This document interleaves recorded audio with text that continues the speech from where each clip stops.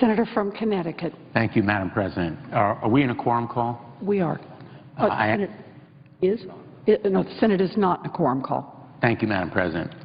Madam President, over this past week, I had the opportunity to visit with many students, many faculty and staff of our colleges, both private and public, all around the state of Connecticut. And what I found, and I know the presiding officer has led very strongly and courageously in this effort, so I am not telling her anything she doesn't know, that the students and teachers of Connecticut and the country absolutely understand how destructive and lastingly harmful this doubling of interest rates will be for young people and really people of all ages in America. Never before has higher education meant more to earning potential and to employment now and in the future. Never before have the faculty and staff and students of America been more united in understanding how critical higher education is not only to them but to our economy, because our students are the ones who will buy homes, build families, start businesses, contribute to our economy, and they will do more to give back and contribute if they have the great advantages of higher education, spared from the financially crippling debt that threatens them now. In fact, it is a reality, that financially crippling debt for more than 73,000 people who owe an average of $29,000 in Connecticut alone.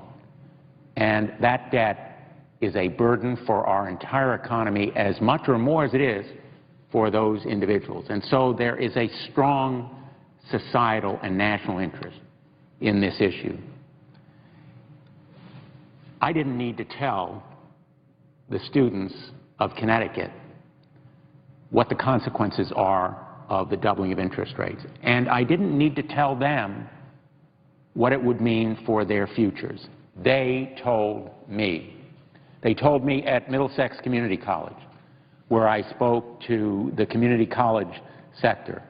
And I discussed the issue with the president of that college, Anna Wasesha, along with public officials and students and financial aid people.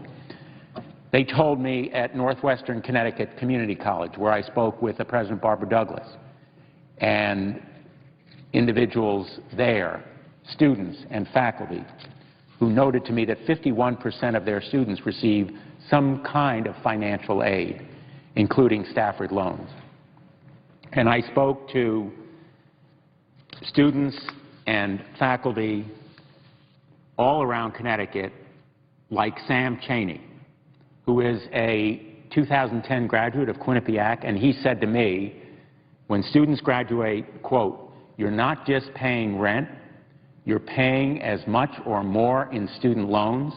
I hope they're not in the position I was in, being told not to worry about the sticker price of college."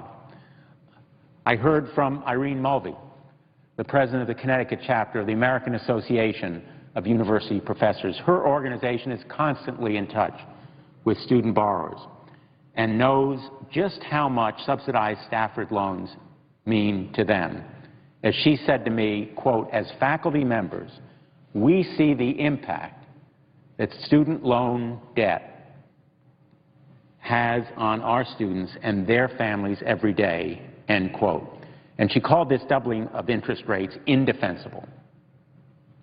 And she's correct. It is indefensible, unconscionable, unacceptable.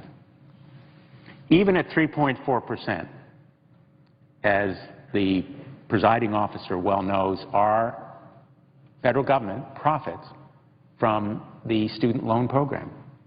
It profits in the amount of $51 billion a year. Doubling the interest rate simply means more profits for the federal government. There is a fundamental principle at stake, and that is whether our nation is going to continue profiting from student loans, which should be regarded not as a benefit to the students, but an investment in our nation, not as a charitable or eleemosynary program, but as a vital investment in the skills and talents and the major resource that our invention has as a free and democratic society, the talents and skills of our people. And freedom from debt, student debt, should be a fundamental national interest as important as any that this body addresses, and as vital to the future of the country as our national defense. I didn't need to tell the students of Connecticut what this doubling of interest rates would mean to them. $31 a month, $1,000 a year. They know. They do the math. They get it better than people in this chamber or in the House of Representatives do. And they told me what $1,000 would mean to them. Elizabeth Tomasco, textbooks and start saving for my very own car. Gina, I would use $1,000 to pay for books. Don't double my rate. Across Connecticut, students are telling us, don't double my rate. Now, I didn't need to tell them as well that there are a lot of borrowers in this country who get a pretty good rate, a lot better than 3.4%. In fact, those borrowers are the biggest financial institutions, the big banks, who borrow from the Federal Reserve at a discount window at less than 1%, 0.75% often. And they are angry about it, that they are worth less in these financial markets in the view of our federal government that loans money than the big banks and big institutions that, in fact, are sometimes regarded as too big to fail. Students are failing to pay back those debts, but the nation is failing our students. And it's failing itself because our national interest is in our student loans and the talents and skills and opportunities that it provides, not just in the next year or a couple of years, but for a lifetime and for the long term of our nation. So I am a proud supporter of the Bank on Student Loan Fairness Act, which would give them the same kind of equivalent fairness that our big banks enjoy when they borrow from the Federal Reserve.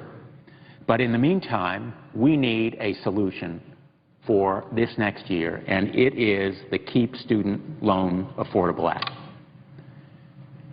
It is a remedy of short duration, I hope, that will in the end be accompanied and followed by longer-term reforms that will give students the benefit of those lower rates, lower even than 3.4%, so our federal government ceases to use students as a profit center and ceases to take advantage of them. I am not against smart cuts to reduce our debt and our deficit. These kinds of burdens on students, using them as a deficit solution, is not a smart cut, and that is an understatement. In the long term, we need to reduce the cost of higher education, which has increased over the last 3 decades by 1,000%. That's the result of year after year over-inflationary increases in tuition, which over time have mounted to make a college degree unaffordable to all but the most well-off unless they use that kind of financially crippling debt to attend.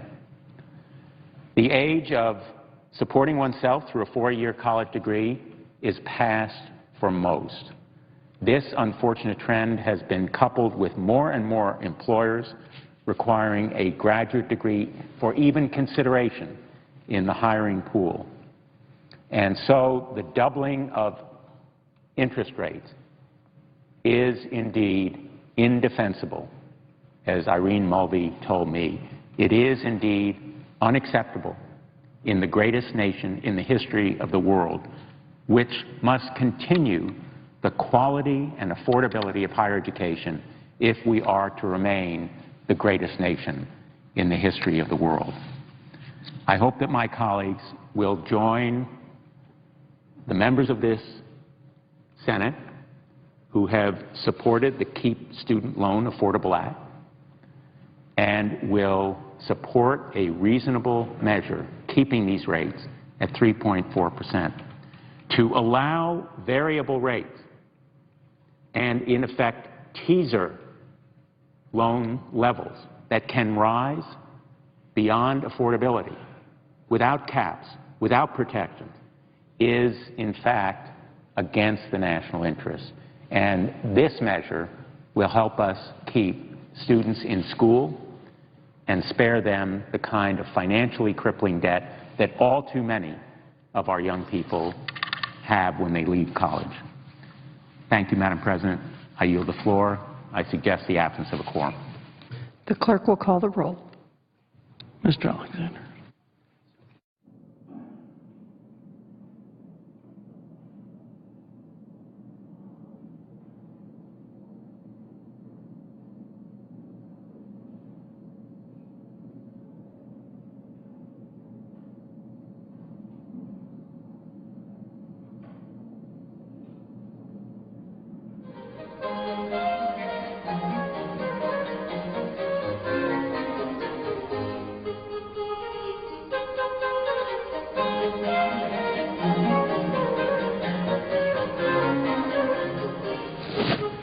Madam President. Senator from Rhode Island. Madam President, may I ask unanimous consent that the quorum call be lifted Without objection. and that I be allowed to speak as if in morning business for up to, say, 20 minutes? Without objection. Thank you, Madam President. I'm here for my 38th weekly Time to Wake Up speech, and today I want to ask the question, what if? What if? What if climate change is real? What if the 30-plus gigatons of carbon pollution mankind is dumping into the atmosphere every year makes a difference? What if it's warming up the planet and changing the weather? What if it's warming up the seas and raising their level and making them more acidic? What then?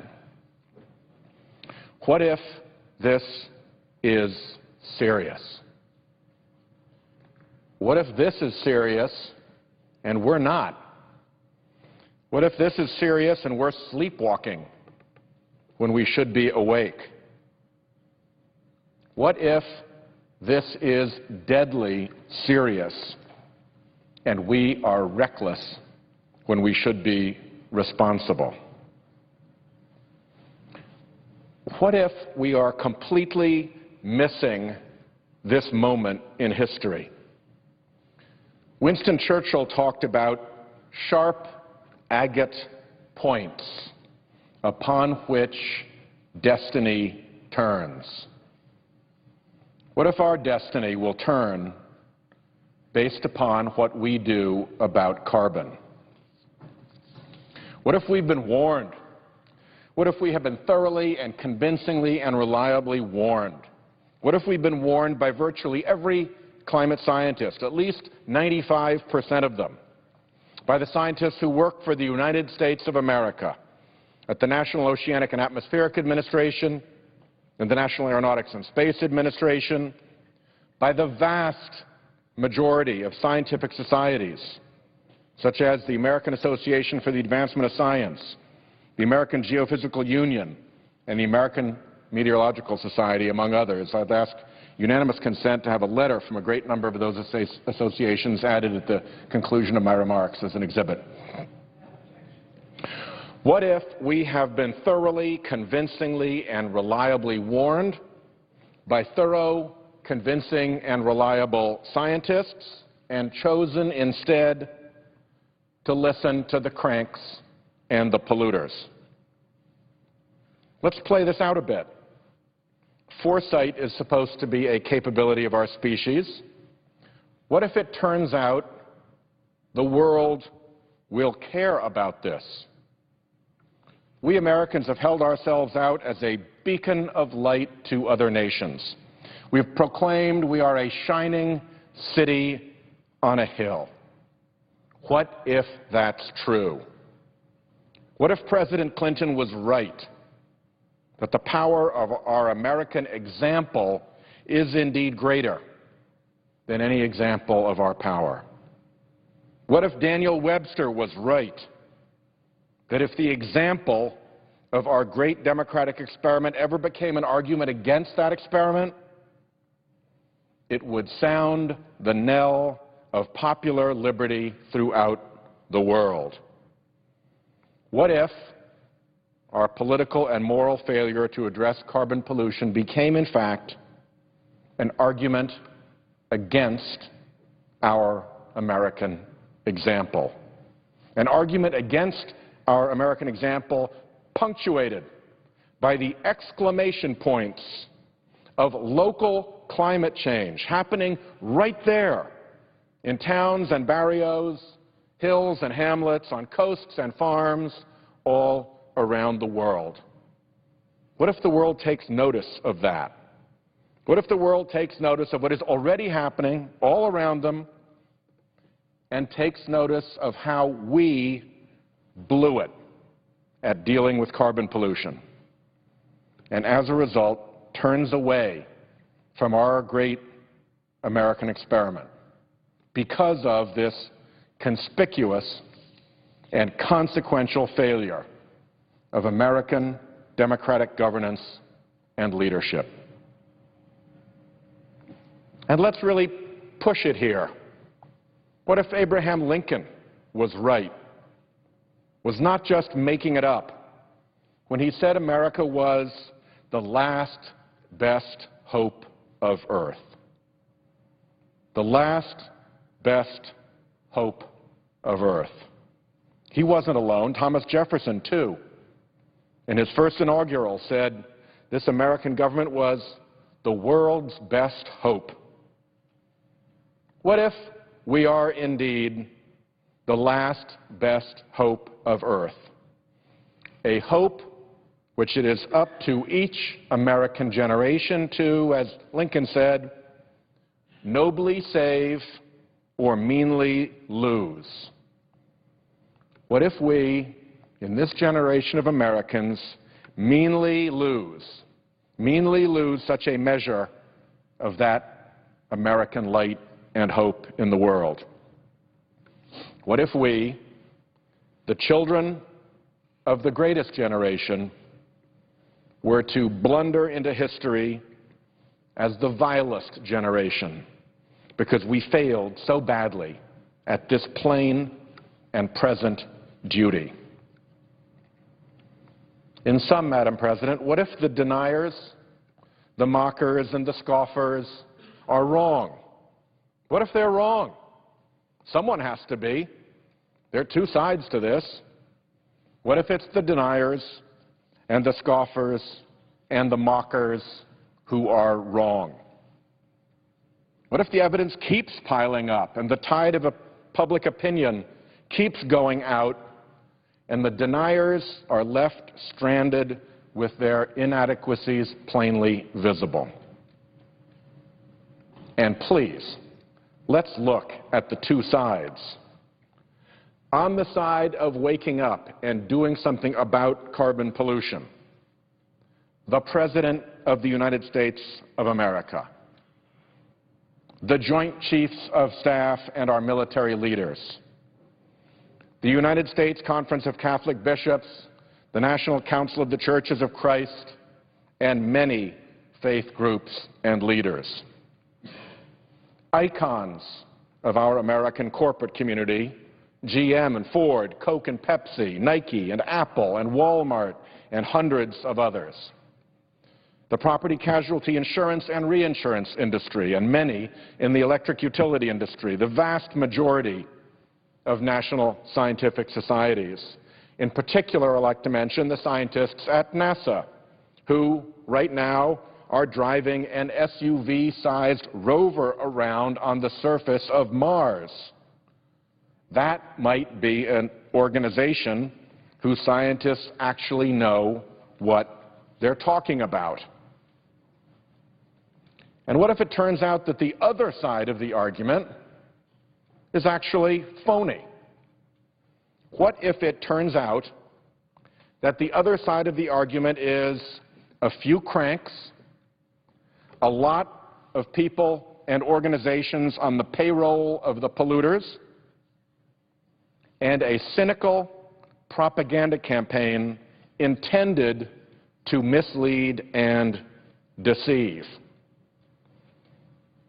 What if it's the argument that climate change is a hoax, which we hear around here? What if it's that argument that is the real hoax? What if that so-called ClimateGate scandal was no fraud at all? The whipped-up allegations were the fraud.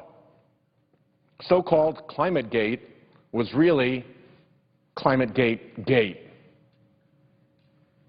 What if that cynical, polluter-driven propaganda campaign is one of the biggest and most successful frauds ever perpetrated on the public? A fraud that, when it is ultimately exposed for what it is, will change the way we think about political information and trust in corporations. Just as my generation, seeing the Cuyahoga River burn, changed the way we thought about the environment. What if the great climate denial fraud will stand in the annals of American scandal beside Watergate and Teapot Dome and the corruption leading up to the great crash of 1929 as a dark smear across the pages of our American history? There was an iconic recruiting poster for World War I. I wish I had it with me, but I don't. It's a picture of a fellow sitting in his armchair with two little children. And they're asking him, "Daddy, what did you do in the Great War?" And he's looking sadly out at the viewer of the poster, because clearly he had not done his part in the Great War. That was the message of that poster. "Daddy, what did you do in the Great War?" What if we have to be asked by our children and grandchildren, when they are studying this disgraceful episode in their history classes, "Mommy, what did you do in the great climate fraud?" "Grandpa, what did you do in the great climate fraud?" Why do I come every week to give these speeches? Because these questions stick in my craw. These are the questions that haunt me and that I can't shake. And upon the answer to these questions, to these what-ifs, the future may depend. Destiny may turn. Now, I've asked them today as questions, but many of the answers are already clear.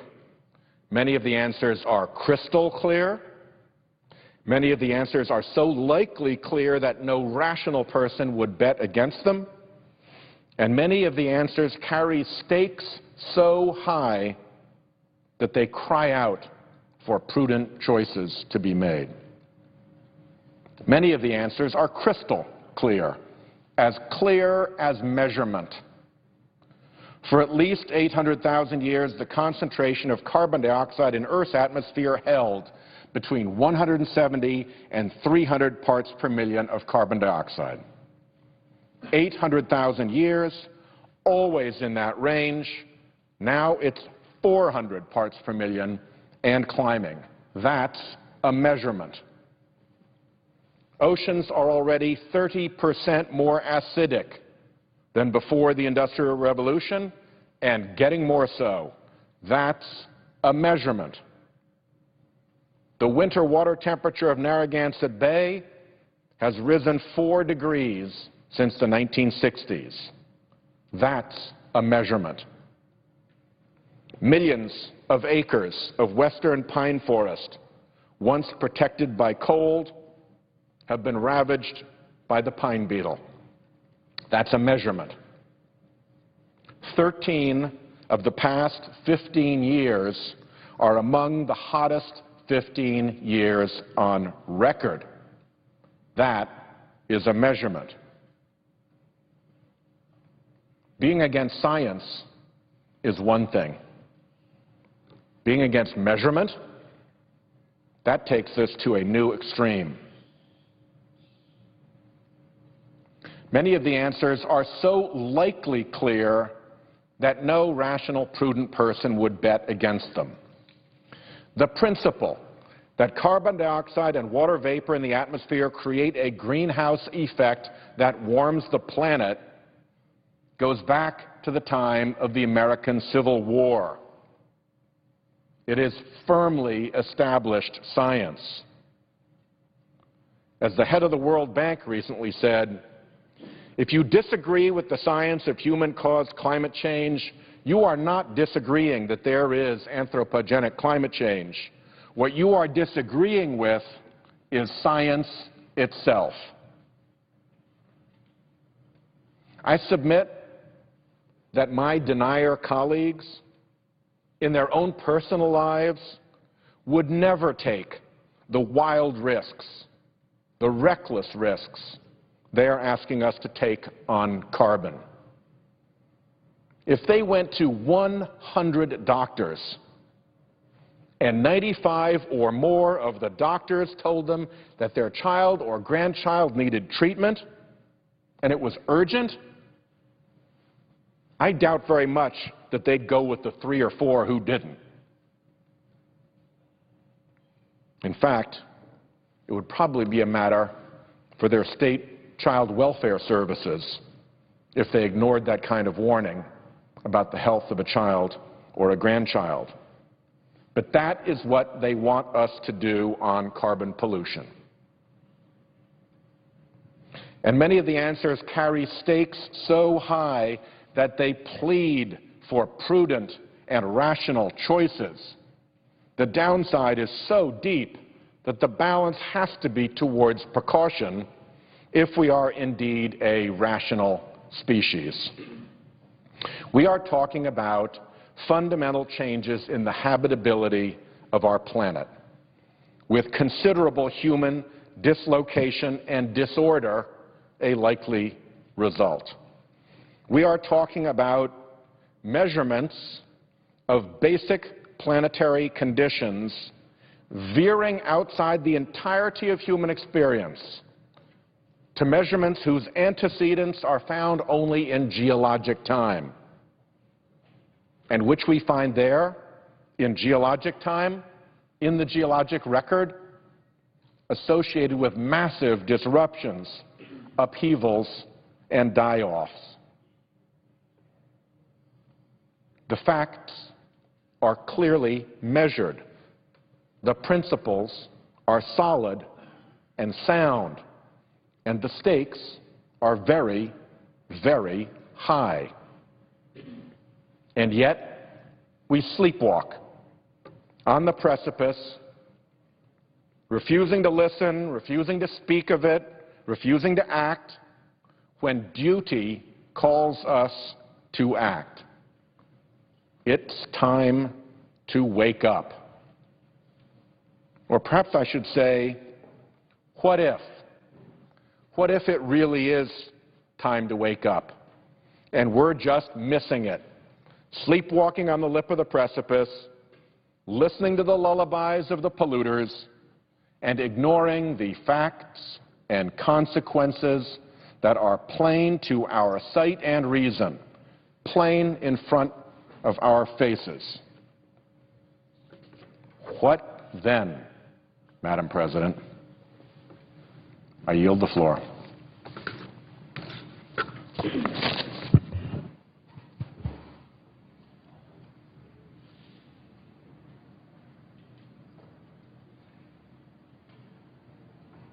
Madam President.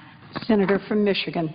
Thank you, Madam President. Before my friend from Rhode Island leaves the floor, I want to thank him for coming to the floor of the Senate every week to give a message that we need to hear all the time about a serious worldwide crisis.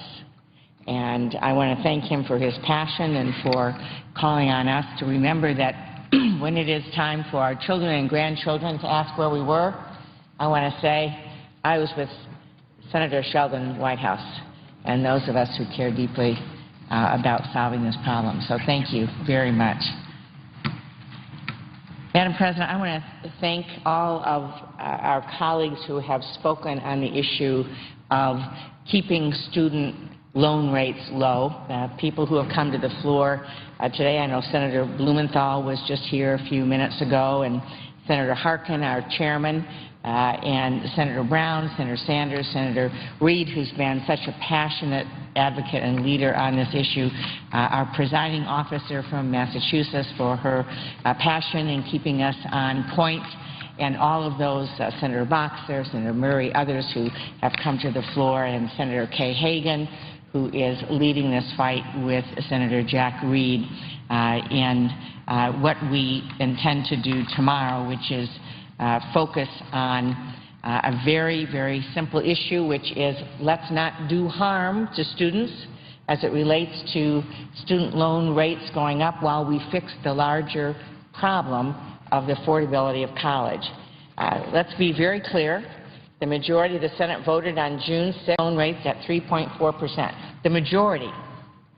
Now, when we run for office, it's you get one more than the other person and you win the election. That's a majority. And so it's unfortunate that a majority could not have ruled here, but because of the rules of the Senate, because of the rights of the minority and the filibuster and so on, there have been objections from Republican colleagues, and so we've had to now go through this other process to overcome a filibuster. We had the vote. The majority of the Senate voted to keep rates low for students, and let's make that very clear. So in order to overcome a Republican filibuster, we need 60 votes to block that filibuster, and so tomorrow is about that vote. We all know that on July 1, the interest rates for students jumped from 3.4 to 6.8%. And let's all look at what's happening around in our communities with our families right now as well. Keep in mind you can get a mortgage or a car loan for about 4%. So we're now seeing student loan interest rates higher than that, and under proposals that we have seen, predominantly coming from the other side of the aisle, that would have those rates go up and up based on the market, we could see those rates go to 7, 8, 9, 10% in the future. It makes no sense. If you can get a car loan, if you can get a mortgage for about 4%, what about students? Why are we now in a situation where college students are seeing their student interest rates and their student loans double or higher, which has been proposed by many in this body? And to add insult to injury, if we don't fix this, the federal government will start to gain huge profits, as our presiding officer has reminded us over and over again, more than $50 billion just this year on the backs of students and families. So what we're looking at right now is billions in dollars in profits on the backs of students if the rate is doubled. And if it goes higher, if it goes to the 7 or 8% being talked about in the Republican proposals, or the 8.5% that was passed in the House, we're looking at over $100 billion, more than that. in profits by the federal government on the backs of students and families, right at a time when they're just trying to hold it together. You know, they want to go to college. We want them to go to college. We want them to get an education. We benefit as a country from making sure we can outcompete and out-educate the competition around the world. And yet, those who say they care about students are proposing options that would increase costs for students and profits for the federal government. That we should not be making profits on the backs of students who are trying to go to college. So, our proposal that we'll be voting on tomorrow would lock in the 3.4% interest rate on student loans to make sure that students and families can afford to go to college.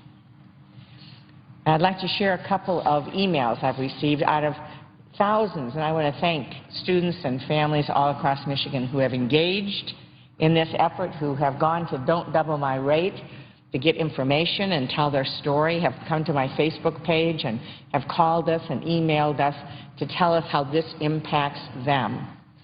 But Corey, a student right now at Central Michigan University in Mount Pleasant, Michigan, wrote to me about this issue and said, I'm asking you to please not allow my student loan rates to double. I'm a hardworking and respectful student. I make all my payments. I go to class, and I do well. I work hard, and I'm grateful for the chance to get a higher education.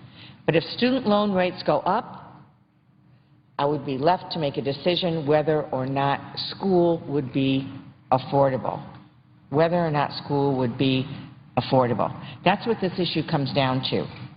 If we don't fix this and fix it in a responsible way that keeps costs low, students like Corey and 7 million students across our country will have to rethink their college plans. And, you know, this issue should not be controversial, Madam President. This is not a partisan issue. If I were to pick a partisan issue on the floor of the Senate, it would not be student loan interest rates and the cost of college. I would think this is one of the areas that we could come together on. And just last year, we kept the interest rate low. We passed for a year an extension of the 3.4%. It was good enough to do last year.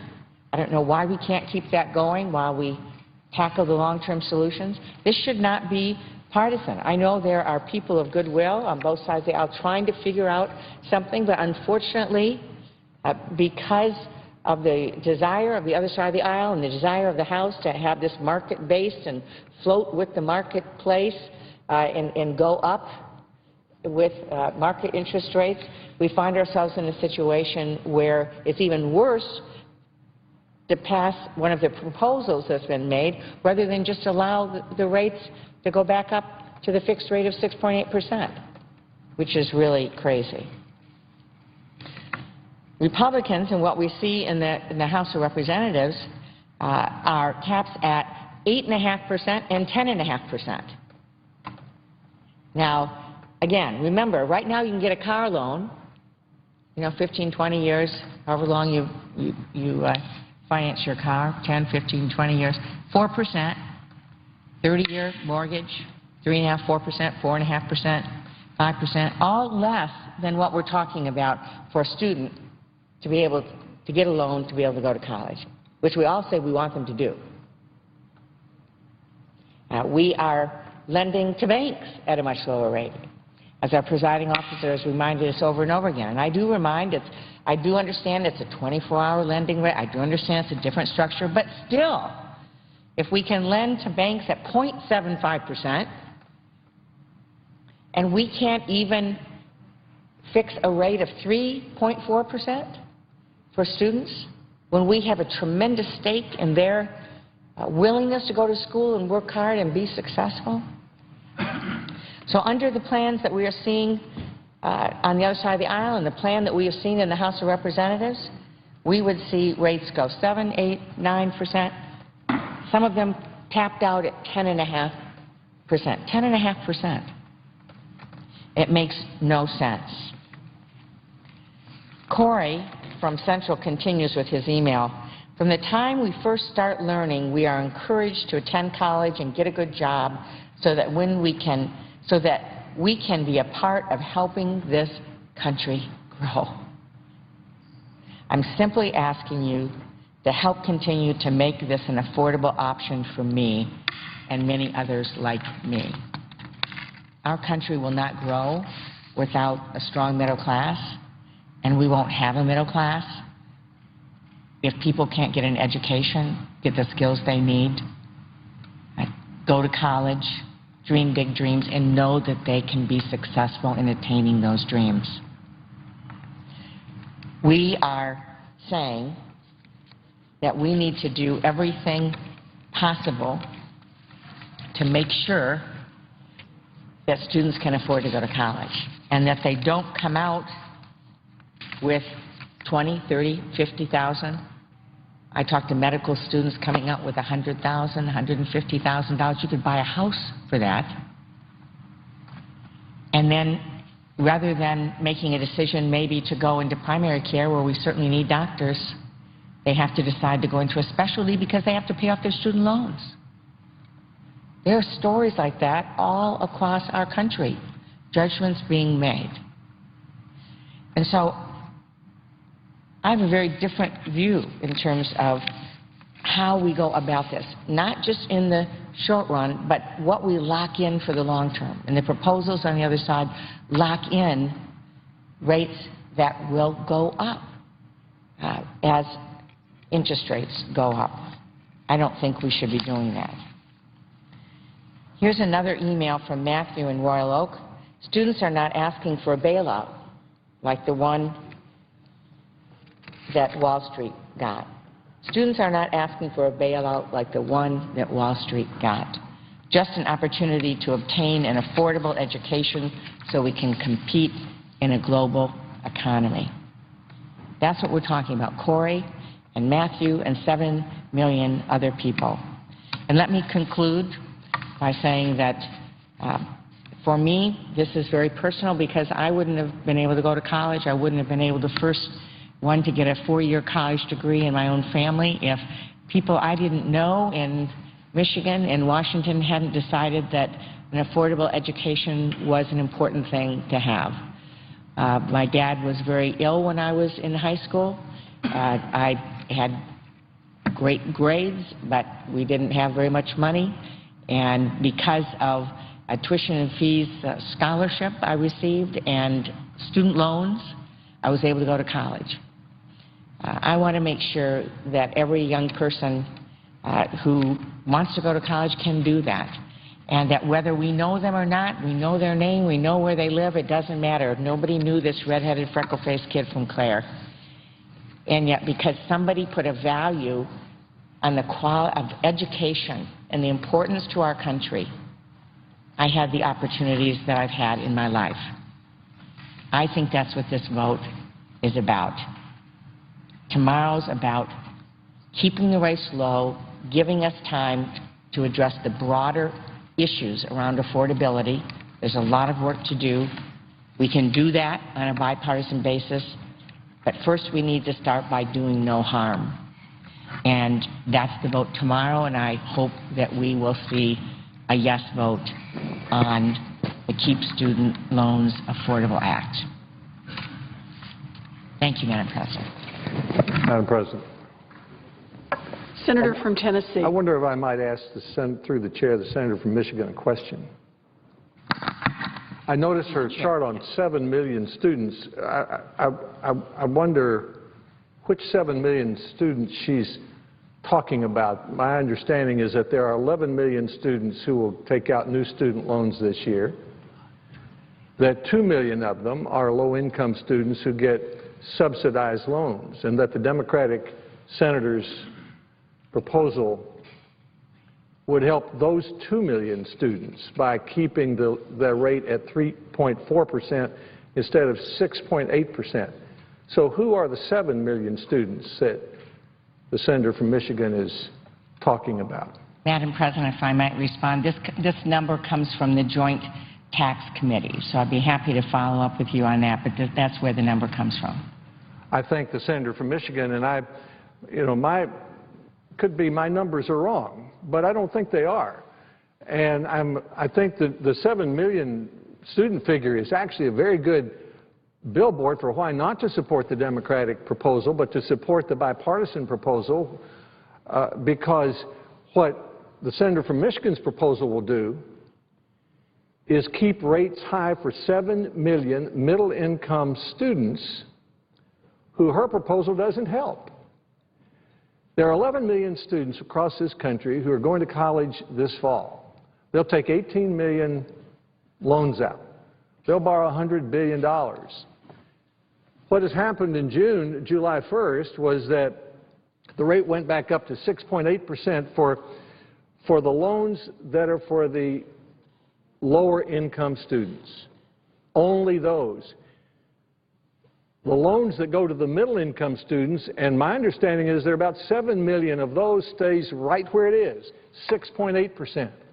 Now, under the bipartisan proposal, their rates would be 3.66%. In other words, the bipartisan proposal would not only create a permanent solution, but it would lower rates. It would lower rates almost in half for the 7 million middle-income students who otherwise would be twisting in the wind for the next 10 years, paying higher rates, hundreds of millions of dollars of higher rates.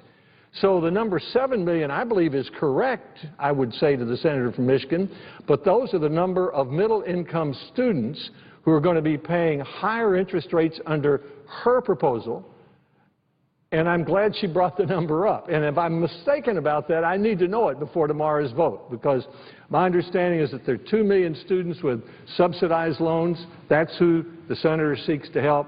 There's 7 million students who are undergraduates who have loans that are unsubsidized. Those are middle-income undergraduates. They're going to be paying 6.8% under the senator's proposal. They're going to be paying 3.66% under the bipartisan proposal. Would my friend from Tennessee yield for a question? I'd be happy to, Madam President. Thank you. First, in prefacing this, in terms of the number that you asked me before, we will check. I do know that there's about 300,000 students in Michigan affected, over 500,000 in California, so that's, almost 1 million. So 2 million that you're talking about seems low if those two states together have about 850,000, but certainly we will check. We want to make sure the numbers are right. My question would be, the number that you quote as the interest rate in your proposal, is that a fixed rate or will that go up? It's a fixed rate for the students who borrow the money this year. So for next year, though? For next year is... well, if you're one of the, say, 7 million middle incomes, well, if you're one of the 11 million students who borrow money under the bipartisan proposal, let's say you're an undergraduate, and that's 2/3 of the loans. Your rate would be 3.66% this year, next year, and for the next 10 years. Now, next year, it will be whatever it costs the government to borrow money, and they will loan it to the student without overcharging the student in order to reduce the debt, to pay for government programs for any other reason. So the formula would be that we wouldn't add any cost to the taxpayers, but we wouldn't overcharge the students, say, to reduce the debt or to pay for a program. Next year, the interest rate might be higher. Next year, it might be higher, but those would be for new loans. And then, of course, there are already 2 caps in the law that would be continued under the bipartisan proposal. One says that any student at any time can consolidate his or her loan at 8.25%. So the loan can't go higher than that because a student could change it. The second says that while you're paying off your loan, it can't take more than about 10% of your income, and if after 20 years or so you haven't paid off your loan, it's forgiven. So those are 2 caps that are already in the loan. If I might, through the presiding officer, just ask, do I understand correctly, though, that for a student next year that took out a loan, it might be higher? If a student took out a loan in year 3, it might be higher. It's my understanding that over time, over the next 3, 4, 5 years, we're looking at rates at least of doubling, if not more, and you're saying cap it at 8.25. That's a lot more than doubling of the rates that will happen right now. But is it accurate to say if the year in which you're taking out the loan, depending on whether it's next year, the year after, that it would be in anticipation that the interest rate would rise. I would say to the senator through the chair, she is correct, that the idea of this is instead of Congress playing political fix-it during every election, we've turned this into sort of a doc fix where we're treating students the same way we treat doctors who serve Medicare patients. We run in here and have a big political fight about what we should be paying. Instead of doing that, we have a permanent solution that's based on what the market rate actually is. And we say, whatever it costs the government, whatever it costs the taxpayers, we loan it to the students at that level. And you're correct. If it costs the government more to borrow the money because the rates are higher that year, the rate will be higher that year. But there is the 8.25% cap. Now, throughout the history of the student loan program, there have been caps in the past. There was a 10% cap for about 15 years. There was a 9% cap for about 20 years. If the senator is suggesting there be a cap on the loan at a lower level than that, then she'll have to raise a lot of money because, for example, if we had a 6.8% cap on all loans, going forward, my guess would be that it would cost $50, $60 billion over a 10-year period of time. And I don't know where we'll get that money. So the president made the proposal that we have a permanent solution, and he suggested that we take the amount of money that it asked the Congressional Budget Office. This isn't some Republican or Democratic figure. Ask the Congressional Budget Office, what does it cost to borrow the money and to make the loans? And let's then loan it to the students. Let's don't overcharge them for any purpose. And that's the proposal. And so my question would be, why would we do a short-term fix for 1 year that benefits 2% of the students and leave 7 million middle-income students twisting in the wind paying an interest rate that's nearly twice as much as they would pay under the bipartisan permanent solution that's based on the very same idea that the president proposed, that the House of Representatives has passed, and that a bipartisan group here has proposed. So I think the more senators look into this and understand the cost of it, is they really agree that the goal is to say, we don't want to add any cost to the taxpayers, and we certainly don't want to overcharge the students on a loan, that they'll come out with something about like what the bipartisan proposal is and what the House passed and what the president proposed. If I could make one other comment, the senator from Michigan was talking about large loans for students. I agree that's a problem. I'm a former university president. I'm a former education secretary. I've watched this for a long time. I think a lot of students are borrowing too much money, and that we need to think about ways to change that. Right now, they're entitled to borrow certain amounts, even if the college thinks it's unwise for them to do that. Maybe we need to change that. Maybe colleges need to have some skin in the game when they make a loan, whether they're a public or a nonprofit or a for-profit college. Something we ought to look into. But what we're really debating this week is a simple question of what is a fair rate. What is a fair rate? And the bipartisan proposal is an 8-page bill that says, let's take what it costs the government to borrow the money. That's whatever the Congressional Budget Office says it is. Let's loan it to the students without any profit. And let's have 2 caps on it going forward. One would be 8.25%. Any student could consolidate any loans at that level if it goes higher. And the other would be a cap on how much you have to pay each year as you pay your loan back.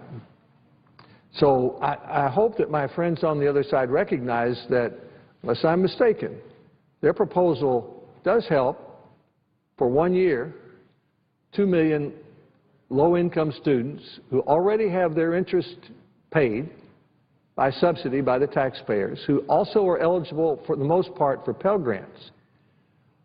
But it does nothing for 7 million middle-income undergraduates whose rates on new loans will stay at 6.8%. And the bipartisan proposal would lower those rates to nearly half that level. Why would we leave those middle-income students, those 7 million middle-income students, twisting in the wind, paying twice as much in interest rates as they need to pay? That's the question. And I hope after the vote tomorrow that we can sit down, talk this through, and come to a result. We shouldn't be having political gamesmanship about this. We're talking about 11 million families here, 18 million loans, $100 billion. We're talking about people who are making their plans to go to college. It's not easy to go. Many senators have talked about that. People might have $100,000 in loans, but they can't get it through the subsidized loan program. You can only get a few $1,000s a year that way, maybe $23,000. And we can look at all that at some point. But we need to pass this 8-page bill, set a fair rate that's fair to the taxpayers and fair to students, and there's no need to deal with some of the loans when we can lower rates for all of the loans and put it on a permanent, fair basis, very much in the way the President recommended in his budget, very much in the way the House of Representatives passed it, and very much in the way that the bipartisan group has suggested. I thank the President, and I yield the floor. Madam President. Senator from New York. And first, I'm going to be brief because things went a little longer. First, I have a great deal of respect for my good friend, and he truly is my good friend, the Senator from Tennessee. And I understand where he's getting at, and I certainly agree with one part of his comments that the unsubsidized and subsidized students should be given good treatment. We shouldn't just aim at the 2 million when there are 7 million more. I am on board with that. I just make 3 points in reference to my colleagues' comments and in reference to the bill and why I am a sponsor of the Jack Reed bill. First, the bottom line is we here are in this mystical world of baselines. And under present law, the government actually makes about $180 billion from students over the next 10 years. It is revenue neutral in the budgetary sense, but not in the family sense, in the sense that families are actually going to end up paying more. Now, my good friend from Tennessee, and many on his side, and they're budget hawks, they say they don't want to see that baseline changed.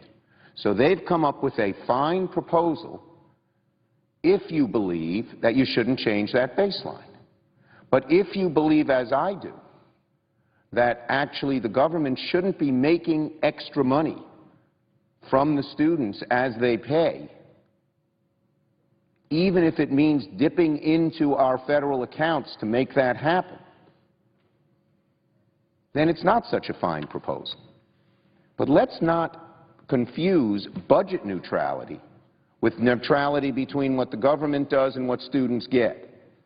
The proposal is indeed budget neutral, as would be letting things expire. The proposal is not family neutral. Students end up paying more than the government's costs. That's point number one. And I know my colleague understands it, and that's the dilemma we're in because there are different values here. To me, if I had to do one thing, one of my highest priorities and where the federal government ought to help out families, middle-class families, it's helping pay for the cost of college. And revenue neutrality, particularly at an artificially high baseline, 6.8%, does not help out families. Doesn't make it worse than the present baseline, doesn't make it better. I'd like to make it better. Second point. I've spent much of my time in the Senate helping middle-class families pay for college. I'm the author of the American Opportunity Tax Credit, which gives every middle-class family way up to $180,000. So I agree with my colleague's point about the middle class. It gives them, and I know he's going to want to ask me a question, but I can't. I would come back. I have a meeting on this issue with some of the people in the White House right now, so I'm not going to be able to answer a question. I don't want my colleague to stay. But one of the problems, so I believe in this strongly. And the tax credit's something I'm proud of. That's on the books for 5 years, $2,500 in the pockets of middle-class families to help pay for college. But one of the problems we face is every time we give the students a break, the colleges raise tuition. And so the family isn't any easier off paying for college. We need something to deal with that issue. I don't know what it is, but it won't be in any plan that we're going to pass in the next week or two. And so my view, to extend the present 3.4% rate for a year, to keep the situation the way it was before July 1st for a year, while we come up with that type of solution, makes sense, makes a good deal of sense. And third, we have another problem. A lot of these for-profit colleges have a high default rate. They raise the rates for everybody else. What are we going to do about those? Some of them are not for-profit. But any college that lends a student, helps students get a lot of loans, and then there's a huge default rate, low graduation rate, that makes all the rest of us pay. It's a little like health care, where a few people are making the rest of us pay quite a bit. That was through no fault of their own. Who knows what this is? What do we do about them? I agree with my good friend from Tennessee. We don't want to keep doing this year to year like the doc fix. But it would be a lot better, just like the doc fix, if we had a permanent solution that deals with these two issues instead of just brushes over them.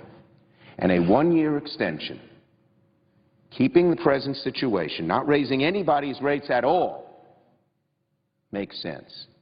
Because while students will gain some, not probably as much as under present law, under the Reed law, now they may lose a lot later because there's no caps except for the 8.25% when you refinance. But otherwise, the caps are each year. You can be 3.4 this year, and interest rates go up 3%, you'll be at 6.4 next year. And if they go up 2% after that, you'll be at 8.4. And if they go up 2% after that, you'll be at 10.4 for your 4 years in college.